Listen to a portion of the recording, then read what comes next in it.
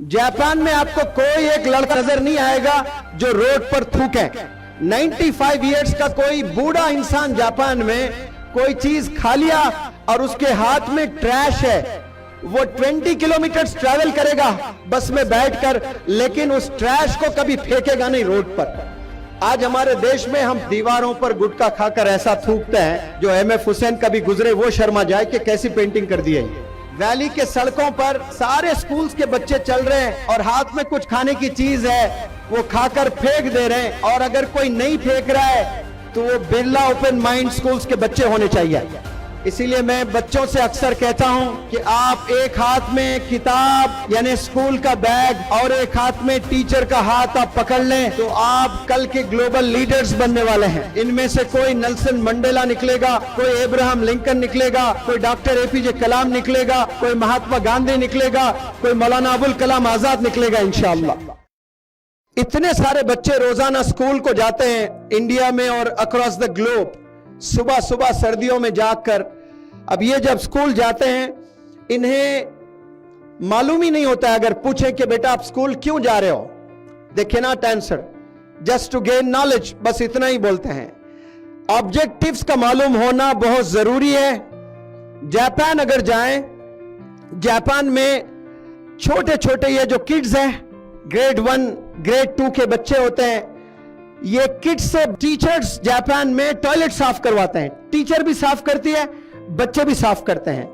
Floor clean करवाते हैं, teacher भी फ्लोर क्लीन करता है, बच्चे भी फ्लोर क्लीन करते हैं। खाना जो खाते हैं, वो जो प्लेट्स वगैरह वॉश करना होता है, वो टीचर भी करते हैं, वो बच्चे भी करते हैं। अगर ऐसे इंडिया में करने लगे तो सारे पेरेंट्स आकर हड़ताल करेंगे कि मेरे बच्चे को आपने क्या बना रखा है, उससे टॉयलेट साफ करवाते हो, उससे फ्लोर साफ करवाते हो।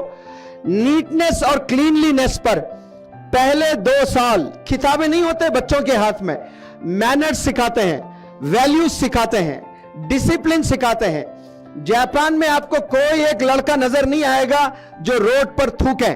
95 इयर्स का कोई बूढ़ा इंसान जापान में कोई चीज खा लिया और उसके हाथ में ट्रैश है, वो 20 किलोमीटर ट्रैवल करेगा बस में बैठकर, लेकिन उस ट्रैश को कभी फेंकेगा नहीं रोड पर। आज हमारे देश में हम दीवारों पर गुटखा खाकर ऐसा थूकते हैं, जो एमएफ हुसैन कभी गुजरे वो शर्मा जाए कि कैसी पेंटिंग कर दी है। ये हाल होता है यहां पर। और हम लोग चाहते हैं कि ग्रेड 1 में कोई बच्चा जाए, नर्सरी में जाए, फर्स्ट स्टैंडर्ड में जाए, सेकंड में जाए, तो पेरेंट्स के क्या एक्सपेक्टेशंस होते हैं कि बच्चे पोएम्स पढ़ें और कुछ डेमोन्स्ट्रेशंस करें, और कोई एक पोएम उसको नहीं आ रहा है तो आप टीचर्स को ब्लेम करना शुरू कर देते हैं, अरे मेरा बच्चा तो कुछ पढ़ ही नहीं रहा है। आप जाएं फिनलैंड, न्यूजीलैंड, जापान, ये 3 एजुकेशन में दुनिया में सबसे टॉप है। ये लोग पहले जो 3 साल काम करते हैं ना बच्चों पर, सिर्फ डिसिप्लिन पर ही काम करते हैं। इसके बाद वो बच्चे जो 60 साल जिंदगी जीते हैं, वो 60 साल के लिए रूटीन वर्क हो जाता है। वो अपना काम खुद करते हैं, घर आकर खाना खाकर प्लेट खुद साफ करते हैं, अपना बेड खुद क्लीन कर लेते हैं। ये नीटनेस, ये क्लीनलीनेस, ये डिसिप्लिन मैं भारत के स्कूल में टीचर्स को या मैनेजमेंट को पढ़ाते हुए बहुत कम देखा हूं, बल्कि देखा ही नहीं। लेकिन मैं जुर्रत करता हूं ये मैनेजमेंट को, टीचर्स को ये चैलेंज देता हूं कि आप लोग और पेरेंट्स भी सपोर्ट करें कि ये डिसिप्लिन बच्चों में आ जाए। वैली के सड़कों पर सारे स्कूल्स के बच्चे चल रहे हैं और हाथ में कुछ खाने की चीज है, वो खाकर फेंक दे रहे हैं। और अगर कोई नहीं फेंक रहा है तो वो बिरला ओपन माइंड स्कूल्स के बच्चे होने चाहिए। ऐसी ब्यूटी आपने इंपार्ट करना है बच्चों में। एजुकेशन सिर्फ मैथमेटिक्स का नाम नहीं है, एजुकेशन सिर्फ साइंस, सोशल स्टडीज या फिर नीट में बच्चे क्रैक कर बैठे, JEE क्रैक कर गए, IPS IAS बन गए, सिर्फ यही ऑब्जेक्टिव नहीं होना चाहिए। Of course this is one of the objectives, लेकिन डिसिप्लिन भी बहुत बड़ी चीज होती है। जब एक लड़का डिसिप्लिन होकर वो ग्रेजुएट बनता है तो वो 1000 इंजीनियर से भारी होता है, वो 1000 डॉक्टर से बेहतर इंसान होता है। तो मैं चाहता हूं कि ये बच्चों में ये डिसिप्लिन आए, इसके लिए पेरेंट्स का सपोर्ट होना बहुत जरूरी है। वो स्लो लर्न करेंगे सब्जेक्ट्स, लेकिन ये सारे जो मैनर्स हैं, वैल्यूज हैं, ये धीरे धीरे बच्चों में आएंगे तो बच्चों का मुस्तकबिल बहुत जबरदस्त होगा। जब आप लोग बीमार हो जाएंगे, चलने लायक नहीं रहेंगे, तो आपके बच्चे कहीं अमेरिका में रहकर सिर्फ फोन पर बात नहीं करते रहेंगे। They understand, they realise the greatness of their parents and they come and spend time with you. आज ऐसे कितने पेरेंट्स हैं बीमार पड़े हुए हैं, जिनके बच्चे अमेरिका में है, यूके में है, and they have no time to come. Hyderabad में एक वाकया हुआ है, एक पेरेंट बीमार था, उसके पास में billions and billions of rupees थे, इतने बड़े बड़े एसेट्स थे। उसका इंतकाल हुआ है और बेटा 3 महीने के बाद आया। क्यों आया? उसको पता चला कि वालिद के पास बहुत एसेट्स है और वो एसेट्स का बंटवारा हो रहा है, लोग छीन ले रहे हैं, उसको ले रहे हैं। तो वो एसेट्स को बचाने के लिए आया। डैड बीमार था तो बचाने के लिए नहीं आया, डैड के एसेट्स को बचाने के लिए आया।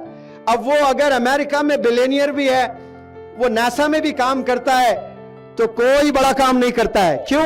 अपने वालिद के आखिरी वक्त खिदमत करने में नहीं आ रहा है। तो ये जो वैल्यूज हैं, मैं चाहता हूं कि ये मैनेजमेंट, टीचर्स, पेरेंट्स तीनों इकट्ठा बैठकर डिसाइड करें कि आप लोग बच्चे में क्या क्या देखना चाहते हो, ऑब्जेक्टिव्स बनाएं, फिर उस पर काम करें। और बच्चों की तरफ मैं आता हूं कि बहुत से बच्चे नॉलेजेबल हैं, टैलेंटेड हैं, लेकिन सोशल मीडिया की वजह से अपने करियर को बर्बाद कर चुके हैं। सोशल मीडिया, ये जो फोन होता है, ये फोन में 4-4, 6-6, 8-8 घंटे भी टाइम स्पेंड करने वाले नौजवान बच्चे आज इस दुनिया में मौजूद हैं। और वो एंजॉय तो जरूर करते हैं, प्लेजर तो जरूर मिलता है उन्हें, लेकिन वो जो प्लेजर है फॉर नेक्स्ट 2 years, 4 years और 5 years या 25 years तक एक बंदा एंजॉय करेगा। But once they are married and they have children and they start feeling the pinch, feeling the pain. जिंदगी का जो असल चैलेंजेस है ना, वो 25 साल के बाद होते हैं। तो आप 15 साल से 25 साल तक मोबाइल में जिंदगी गुजारी, आपने खूब अय्याशी की, आपने खूब मजे लूटे हैं, लेकिन जब जिंदगी असल जीनी होती है, आपके पास में अच्छी जॉब नहीं होती है, आपके अच्छे दोस्त नहीं होते हैं, दोस्त कम हो जाएंगे उसके बाद। अब जब चैलेंजेस होंगे, शादी होंगे, बच्चे होंगे, आप बहुत परेशान रहेंगे। ये कंपटीशन का जमाना है, पेरेंट्स की भी जिम्मेदारी है बच्चों को मोबाइल फोन से दूर रखें। मोहब्बत में ग्रेड 1 से मां को टीवी देखना होता है और मां बच्चे को फोन देकर खाना सामने रख देती है, बेटा खा लो। अब बच्चा एंजॉय करते हुए खाना भी खा रहा है और मोबाइल में कुछ गेम्स भी देख रहा है और मां टीवी में सीरियल देख रही है। मैं पेरेंट्स को ये मैसेज देना चाहता हूं कि आप लोग भी बड़ा मेजर रोल अदा करते हैं, आप लोग खूब मेहनत करें, क्योंकि यही एसेट्स हैं। और मैसेज देना चाहता हूं बच्चों को कि आप लोग के पास में ये जहां है, आप अपने स्किल से पूरे दुनिया को फतेह कर सकते हो, बड़े बड़े कंट्रीज आप विजिट कर सकते हो, और ये एजुकेशन से ही पॉसिबल है। आप एजुकेशन अच्छे स्कूल में हासिल कर रहे हो, अपना पूरा वक्त किताबों में बिताएं।